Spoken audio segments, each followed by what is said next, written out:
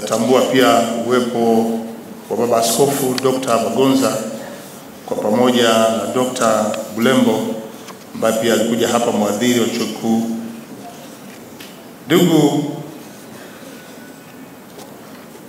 wadau wote mlioko hapa, kwanza nataka niungane na viongozi wa dini waliomshukuru Mwenyezi Mungu ambaye ametupa afya njema ya kuweza kuendelea shughuli zetu, lakini leo kukutana hapa kwenye ukumbi wetu maarufu maalum kwa ajili ya kuja kuzungumzia mafanikio ya serikali ya awamu ya 6 kwa kipindi cha miaka 4. Lakini pia nitumie nafasi hii kumpongeza sana ndugu yetu mwanahabari Alois Nyanda na wanahabari wote wa kanda ya Ziwa kwa ubunifu wao na wazo hili la kukutanisha wana Mwanza lenye lengo la kuwaambia mafanikio ya serikali iliyoko madarakani. Na kwa mwaka huu tumeona wakirudia tena kuandaa tukio hili likiwa limetanguliwa na tukio lililoandaliwa mwaka jana. Huu ni ubunifu mzuri na ni jambo jema, kwa sababu wanahabari kazi yao kubwa ni kuhabarisha, kuelimisha, kuhamasisha na wakati mwingine hata kuonya. Leo wanapotukutanisha hapa kwa ajili ya kuzungumzia mafanikio ya serikali ya awamu ya 6, wanachofanya hapa ni kuja kutuhabarisha na kutuhamasisha vile vile. Kwa hiyo Comrade Alois Nyanda na wanahabari wenzako, wewe ukiwa mwandamizi, mwaka jana nilikwambia kwamba wazo hili sijawahi kuliona likifanywa na mtu mwingine popote nchini.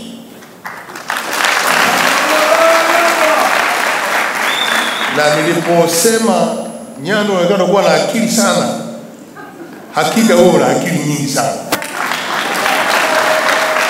za kuona kwamba rais wetu na chama chetu cha Mapinduzi kinahitaji kusemewa, kinahitaji kutafutiwa forum nzuri ya kueleza yale yanayofanyika. Tunajua wako wa Tanzania ambao wako busy na shughuli zao, ni ngumu kufuatilia mambo mengine, lakini kupitia forum yako leo wako hapa na wanaofuatilia taarifa hizi kupitia vyombo vya habari wanajua nini serikali ya awamu ya 6 imefanya katika kipindi cha miaka 4. Hongera sana Alois Nyanda kwa kazi nzuri ambayo umefanya. Ndugu wadau wa Mafiga Manne, hili tukio ni kubwa. Toka linaandaliwa lilikuwa linafuatiliwa, na mimi kimsingi wakati linaandaliwa nilikuwa huko Ruangwa, lakini katibu mkuu wa Chama cha Mapinduzi aliponijulisha kwamba Mwanza kuna tukio muhimu limeandaliwa na kijana wetu, na mpaka sasa hatujapata mgeni rasmi. Mheshimiwa Waziri Mkuu, tunajua wewe kesho una ratiba asubuhi pale Julius Nyerere Convention Center, maadhimisho ya miaka 30 ya VETA, lakini bado tunakuhitaji kwenda Mwanza. Nikasema hiyo ni jukumu langu. After all, kesho kutwa na kazi Bukoba. Kwa hiyo tutamaliza VETA, tutakwenda Mwanza, nikalale Bukoba, kesho nifanye kazi na ratiba jioni Dar es Salaam. Tanzania oye! Nyanda oye! Dr. Samia oye!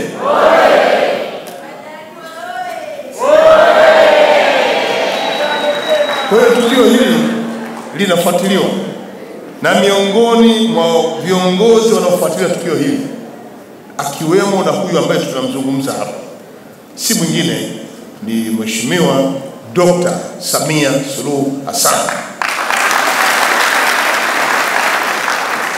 Na nilipokuwa najiandaa kuondoka, nilimjulisha kwamba naenda Mwanza kuhudhuria tena kongamano la awamu ya 4 la mwaka jana, la awamu ya 3, ila awamu ya 4 ambalo linazungumzia mafanikio yako katika kuiongoza taifa hili.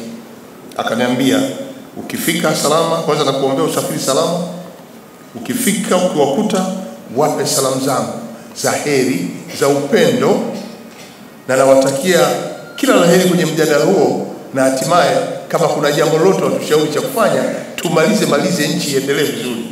Kwa hiyo Mheshimiwa Dkt. Samia anawasalimia sana. Na rais wetu anaungwa mkono na Mheshimiwa Dkt. Philip Isdor Mpango, makamu wa rais, naye anawapongeza kwa kazi nzuri mnayoifanya. Anampongeza Mr. Nyanda na waandishi wote wa habari wa kanda ya Ziwa kwa ubunifu wa jambo hili ambalo sisi tunaliona linatangaza utekelezaji wa ilani ya Chama cha Mapinduzi. Ndugu wadau wa maendeleo, tunapokutana hapa kwa ajili hii ya kumpongeza kiongozi wetu, rais wetu wa nchi, Mheshimiwa Dkt. Samia Suluhu Hassan, lakini pia kuzungumzia namna alivyoanza kutekeleza majukumu yake toka alipoingia madarakani. Najua mwaka jana tulizungumza, lakini lazima tuwaambie kwamba rais wetu aliingia madarakani kufuatia kifo cha rais aliyekuwa madarakani hayati Dr. John Pombe Magufuli, aliyekuwa rais wa awamu ya 5. Na tayari alikuwa ameshaanza awamu hii ya pili ndani ya miaka 10 yake mwanzoni mwa mwaka kabisa. Na Mheshimiwa Rais Dr. Samia akachukua kijiti kuendelea nacho. Nimesikia hapa kwamba mara nyingi unapoanza kwenye serikali yote unakuwa na hofu. Hofu hasa kama wewe unaguswa na maendeleo ya nchi yako. Hofu hasa kama wewe ni mzalendo wa nchi yako. Na ni kweli hata rais wetu alipoanza alikuwa na hofu kwamba nitawezaje kuwaweka Watanzania hawa kwenye kapu moja. Tukazungumza lugha moja, tukaungana pamoja kutekeleza majukumu yetu. Na hapa alipoanza mwezi wa 3 mwaka jana, mwaka 2021,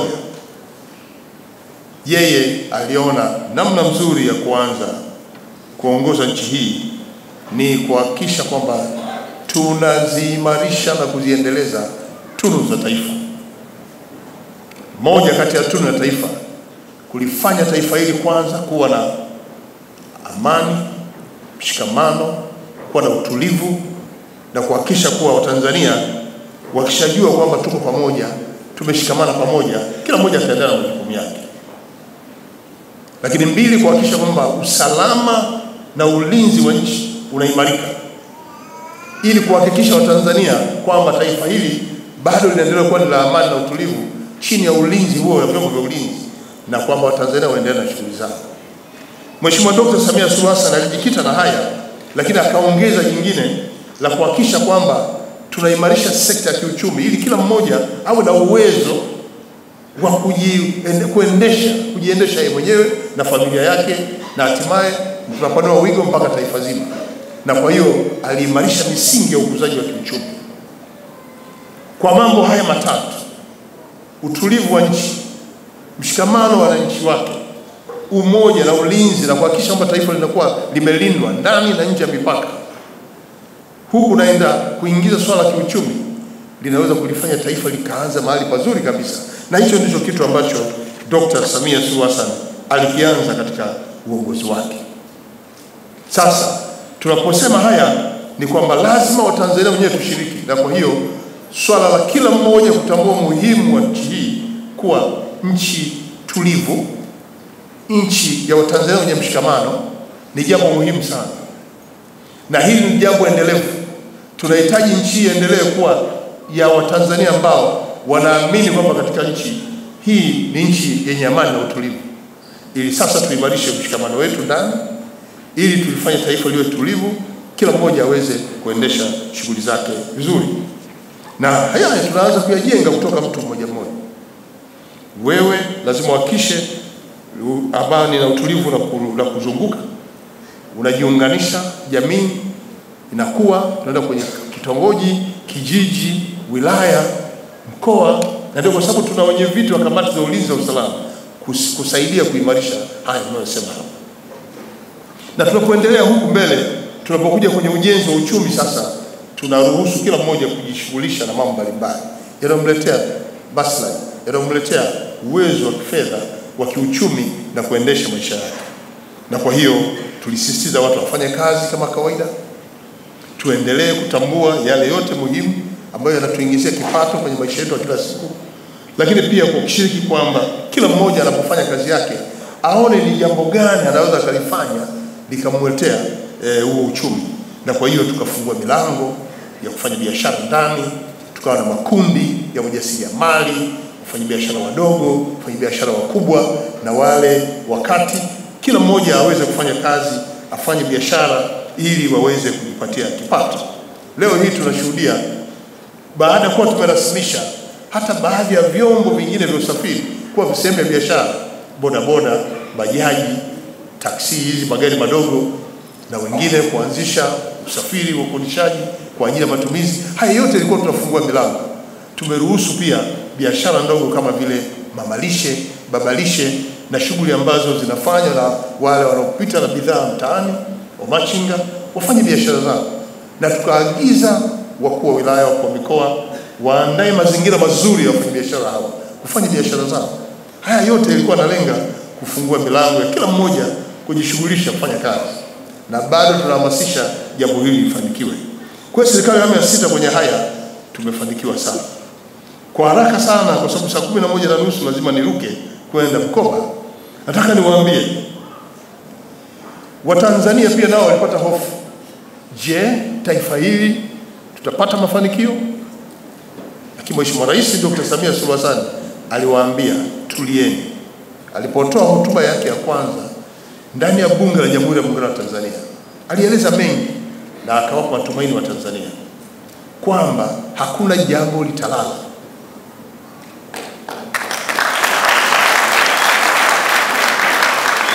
Kila kilichoanzilishwa huko na serikali ya awamu ya 5 na aliyekuwa rais wetu Dr. John Pombe Magufuli tutayaendeleza na tutaanzisha mengine mapya ili tuweze kwenda vizuri, kwa maana spidi ile ya maendeleo lazima iende kama ambavyo ipo. Na kwa hiyo kukawa na jitihada kubwa za utekelezaji wa miradi mbalimbali ya maendeleo. Ni wote mnajua kwamba rais wetu alipoingia madarakani alianza na mambo muhimu hasa kwenye maendeleo, na mafanikio haya ambayo pia yaliwekwa kwenye mpango kazi ilikuwa ni kuhakikisha kwamba tunaweza kuhakikisha kwamba yale ambayo wananchi walikuwa wanasubiri na wanategemea yenyewe nayo pia yanafanywa kazi. Tulipokuwa tunaanza serikali ya awamu ya 6, Mheshimiwa Rais kwanza aliunda baraza lake mawaziri na kukabidhi majukumu kwa watu wetu, kila mmoja na sekta yake, kuhakikisha kwamba kila mmoja anawajibika kwenye eneo lake. Lakini Mheshimiwa Rais alitaka kwanza yale mambo muhimu ambayo kila mmoja anayagusa kila siku katika maisha yake yanasimamiwa na yanapata kipaumbele. Moja, ahakikisha kwa huduma mbalimbali za kijamii zinaendelezwa na zinapelekwa mpaka vijijini. Swala afya, elimu, huduma za maji lazima ziendelee na ziboreshwe na zifike kwenye ngazi ya vitongoji. Sasa kurudia mafanikio kwenye sekta ya elimu, mnajua shule za msingi ziko sasa mpaka vitongojini ambako tumeanzisha satellite school, na kila kijiji kina shule za msingi. Na kama kuna kijiji ambacho hakina shule ya msingi, sijui itakuwa ni uzembe wa mahali fulani. Lakini tuna shule za sekondari. Tulikuwa na mradi wa shule za sekondari wa kata toka 2007. Leo hii tunafanya maboresho tu ya kuhakikisha kama kuna kata ina msongamano wa wanafunzi wengi kwenye shule, tunajenga ya pili, na shule nyingi zimejengwa. Lakini pia sekta ya maji, tunapeleka maji mpaka vijijini, na wote ni mashahidi. Na sasa serikali yetu imebadilisha teknolojia, tunatumia maji yaliyo kwenye maziwa na mito na mabwawa kupeleka kwa wananchi, baada ya kuwa sehemu kubwa ya mazingira yetu kwa imeharibiwa na tunakosa maji. Kwa hiyo tunachukua maji ziwa Victoria tunapeleka sasa mikoani, na miradi mingi mikubwa imetekelezwa kutoka hapa kwenda huko, tukianzia Musoma mjini kule Tarime, Rorya, Shirati kule tuna mradi mkubwa unatoka maji kule unakuja Rorya alafu tunasambaza mpaka Tarime, na kuhakikisha tunapeleka Rorya yenyewe na Musoma vijijini. Hapo katikati Busega tuna mradi mkubwa unaenda Bariadi, na wote mnajua Bariadi utapata maji, Kilima utapata maji, Maswa utapata maji, na mradi huo unaendelea vizuri. Nataka tupeleke mpaka Meatu ili watu kwenye maeneo haya mkoa wa Simiyu wote upate maji. Huku Shinyanga haina shida, maji ilishakwenda muda mrefu. Tulichofanya ni kuongeza route kwenda mpaka Tabora. Na wiki iliyopita nilikuwa Tabora, nimeanza Igunga, nimezindua mradi wa maji kule mpakani kabisa na Shelui. Maji ya ziwa Victoria yamefika Shelui, na amevuka yako pale juu Misigiri, na ameenda pia Iramba. Nataka tupeleke Mkalama, tushushe mpaka chini mpaka Singida mjini, na tunapeleka mpaka Dodoma. Hiyo ndio faida ya miradi yetu ambayo tunayo. Kwa tutaendelea na miradi ya namna hiyo. Tunayo miradi hiyo Geita, tunayo miradi hiyo Kagera, maji kutoka ziwani, na kule ziwa Tanganyika nako, kule Rukwa, chini kule Kabanga. Tunatoa maji kwenye ziwa Victoria, ziwa Tanganyika, tunaleta kwenye wilaya ya Kasi na kuleta mpaka Sumbawanga mjini. Kwa hiyo tunaendelea na kazi hii kwenye utoaji huduma. Kwa hiyo Mheshimiwa Rais alisema tuanze na huduma za jamii ziwafikie wananchi. Na huduma hizi ni zile ambazo kila mmoja akiamka asubuhi lazima aguse. Mtoto ataenda shule, atakunywa maji, atapika, atafua kwenye maji, lakini pia kwenye afya, akiugua kidogo zahanati, na tunajenga zahanati kila kijiji, vituo vya afya vingi, hospitali za kila halmashauri, sio za wilaya, za halmashauri. Kwa sababu kuna wilaya moja ina halmashauri zaidi ya moja. Sasa tunapeleka kila halmashauri inakuwa na hospitali yake. Haya ni mambo makubwa ambayo tunafanya. Na sasa tumeshaweka vifaa vya kutosha. Viko vifaa vya kupima afya ambavyo havikuwepo kwenye ngazi hizo zamani. X-ray, ultrasound, leo unavikuta kituo cha afya. Leo ukienda hospitali ya mkoa unakuta CT scan, MRI. Haya ni mambo ambayo leo katika serikali ya awamu ya 6 lazima tuyazungumze, na lazima wananchi mjue kwamba tumeendelea kwa kiasi cha kutosha. Na leo tunashuhudia wagonjwa kutoka nchi jirani. Zamani tulikuwa tunakimbilia Nairobi. Watu wa Nairobi wanakuja Tanzania. Watu wa Mombasa wanakuja Dar es Salaam kuja kutibiwa. Watu wa Komoro wanakuja Tanzania kuja kutibiwa. Watu wa Zambia na Malawi wanakuja Tanzania. Sizungumzii Msumbiji ambako ndio wamejaa kule Mtwara chini. Haya ni mafanikio makubwa ndugu zangu. Tupigie makofi.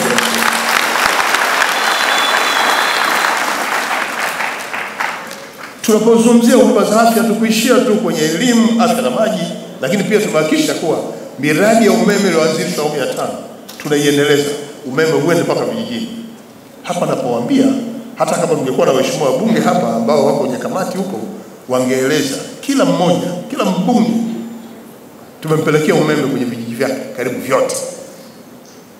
Hakuna wilaya ambayo kuna kijiji ambacho hakijapata umeme. Kwa sababu sasa hivi tumevuka level hiyo. Leo hii tunaenda visiwani na vitongojini, na miradi hiyo inatekelezwa. Huku visiwani hata tuende mpaka Ghana ambapo ilikuwa ngumu kupeleka umeme. Ukerewe yote tunataka tupeleke umeme, na tayari mikataba ishafungwa ya kupeleka umeme. Lakini kwenye vitongoji umeme tayari. Miradi hiyo inaendelea sasa, wakandarasi wako wanapeleka vitongojini. Malengo ni kuhakikisha kila palipo Mtanzania ana nyumba yake lazima iwake umeme. Kila palipo na Mtanzania na ana nyumba lazima iwake umeme. Si nyumba za kuishi tu, hata za biashara. Kama unamiliki grocery, una kioski kidogo, peleka umeme. Umeme upo. Kwa hiyo Tanzania, haya ni maeneo ambayo kila Mtanzania anahitaji kila siku ili kuweza kuendesha maisha yake. Ndugu wadau wa maendeleo ambao mnazungumzia leo hapa swala la mafanikio ya serikali ya awamu ya 6. Eneo jingine ambalo sasa linazungumzwa na kulifanyia kazi ni maeneo ya kilimo. Mnakumbuka Pamba mikoa hii ilizorota hata kwenye uzalishaji wake. Tulipoingia awamu ya 5 tulianza jitihada za kufufua zao la pamba. Tulikaa vikao vingi kusikiliza changamoto na kufanya marekebisho. Mheshimiwa Dr. Samia Suluhu Hassan alipoingia madarakani, tukaimarisha zaidi pia na mifumo ya masoko kwa njia ya stakabadhi ghalani inawaleta pamoja wakulima na kuwahudumia. Lakini upatikanaji wa pembejeo, madawa huku ilikuwa shida. Tumefanya hivyo mpaka pamba sasa uzalishaji wake unakuwa kila mwaka. Na tumeibua wajasiriamali wengi wanaoingia kwenye sekta ya pamba. Pamba imerudi kwenye nafasi yake. Na mmeamua mpaka kuitafutia na timu.